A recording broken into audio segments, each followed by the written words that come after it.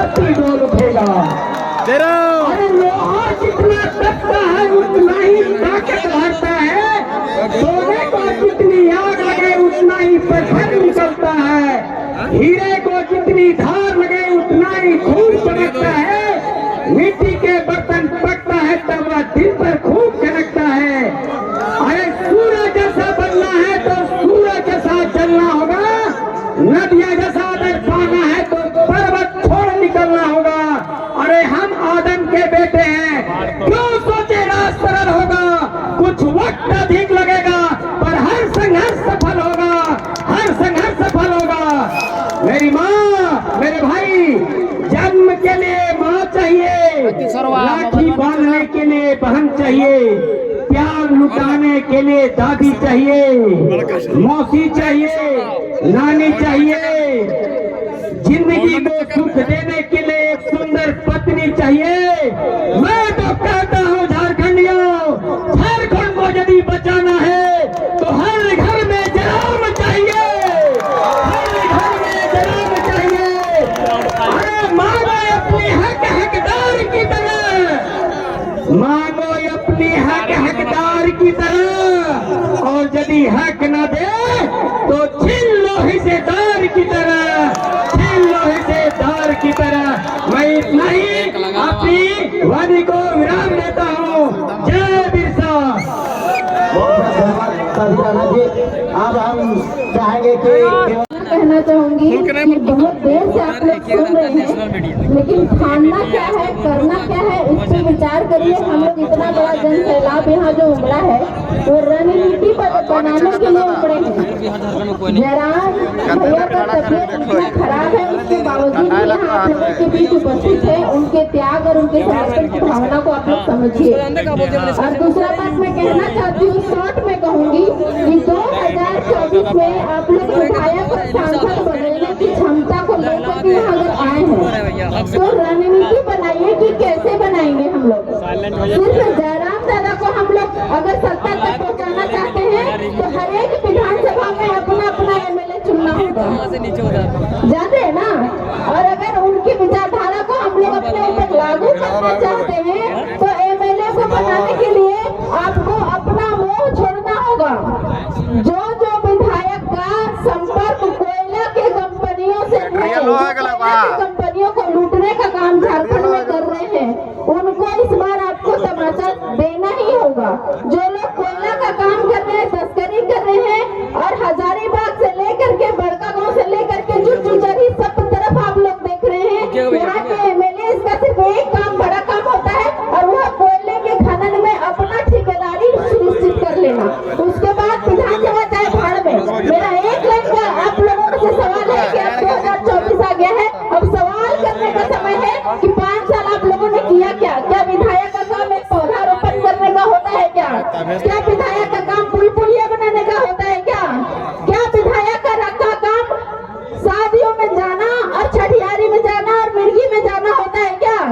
अगर ये एमएलए का काम होता है तो हम लोग भी तो जाते हैं, फिर हम एमएलए क्यों नहीं बन सकते हैं?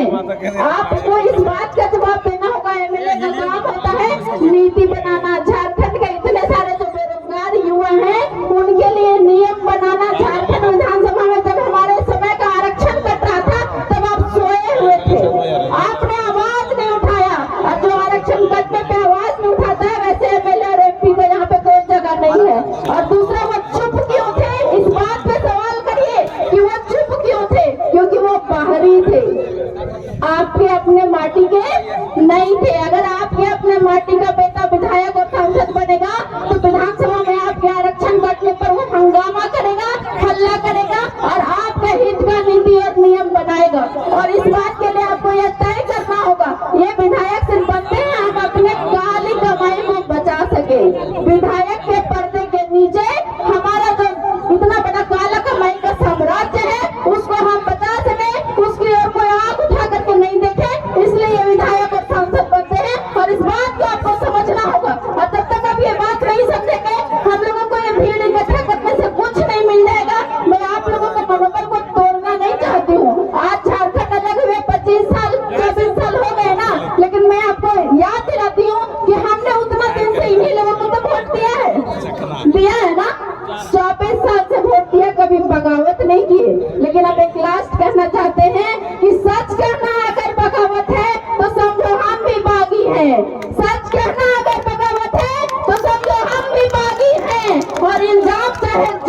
को हम सच कहने की आती है। और ये सच, बगावत हमारी फितरत नहीं थी, बगावत कभी भी हमारी फितरत नहीं थी। हमने 24 सालों से आपको वोट दिया है, लेकिन जब आप लोगों ने हमें बेवकूफ समझने का काम किया, हमें नौसिखिया समझने का काम किया, तब समय ने हमें बागी बना दिया और हालातों ने अब जागने को मजबूर किया है। तो इसीलिए मैं आप लोगों से हाथ जोड़ करके विनती करना चाहती हूँ कि 2024 में वैसे किसी भी विधायक को वोट ना दें जो कोयला कंपनियों से साठगांठ रखते हैं, क्योंकि कोयला कंपनी से साठगांठ के कारण हमारी यहाँ की माताएं बहनें जिनको यहाँ रोजी रोजगार मिलना चाहिए, जो यहाँ के स्थानीय है, यहाँ के मूलवासी है, उनको बाहरियों के घर में जाई का काम करने पे मजबूर कर दिया है। और वो लोग बाहरी के घर में, हमारे यहाँ की जो मूलवासी माता बहन है, वो बाहर के लोगों के घरों में झाड़ू पोछा का काम करती है। ये दिन आ गया है हमारे मूलवासी का। मैं आप लोगों से इतना निवेदन करना चाहती हूँ कि अगर ये दिन रहा कि ये लोग अपने चरणों का गुलाम बना देंगे हमारे आने वाली पीढ़ी को। इसलिए युवा वर्ग यहाँ उपस्थित है और अधिकांश वोट के समय यही युवा वर्ग एक्टिव रहता है, जो पैसे दे करके वोट को खरीदने का काम करता है, ये लमचा चमचा का काम करता है, ये दलाल का काम करता है। मैं उन लोगों से कहना चाहती हूँ कि आज तो आप उनको वोट दिला दे रहे हो, लेकिन कल आप ही का भविष्य गर्त में जाने वाला है। इस बात को आप समझिएगा। और बहुत बहुत धन्यवाद, क्योंकि समय बहुत कम है, मैं बोलना बहुत कुछ चाहती थी, लेकिन वक्ता भी बहुत सारे लोग हैं और हमें बहुत धैर्य से आप लोगों ने सुना, इसलिए बहुत बहुत धन्यवाद। जिन्होंने महिलाओं को सजने का काम किए हैं। यही कारण है कि झारखंड हित के लिए जो झारखंड हित की नीति नियम जो बनने वाली थी, जो नीति नियम बनने वाले हैं, उस पर लकवा लग गई है। यही कारण है, जिन्होंने राजनीतिक सत्ता की रोटी खाई है, तो हमारे हित के नीति नियम में हमारे 13 जिला आते हैं।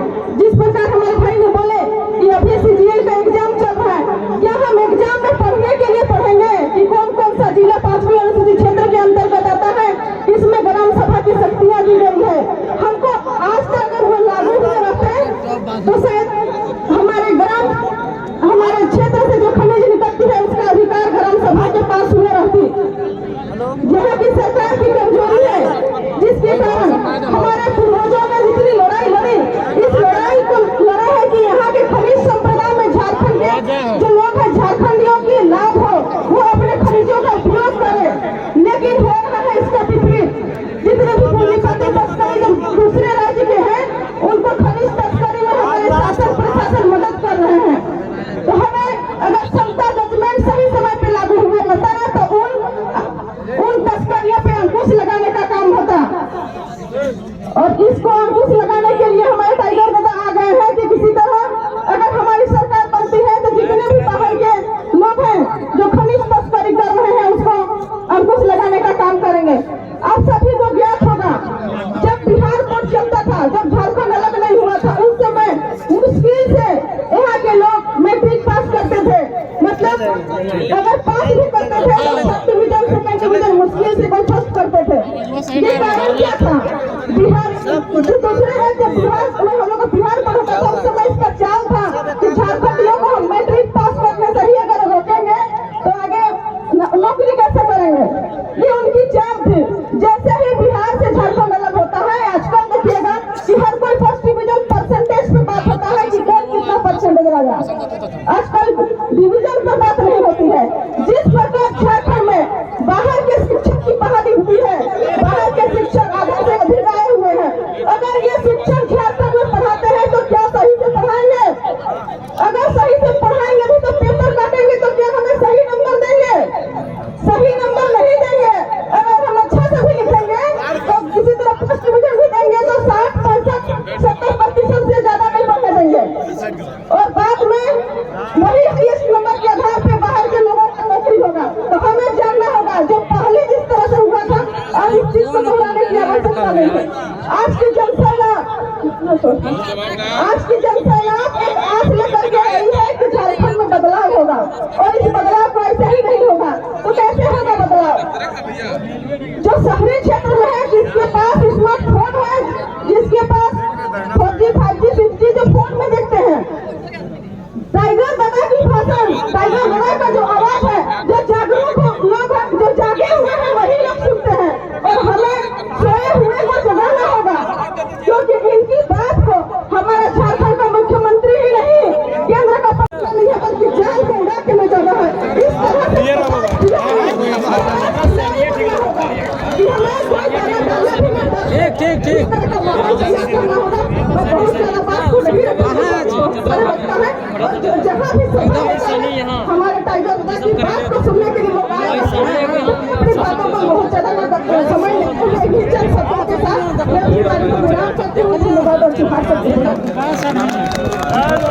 बहुत बहुत धन्यवाद महिला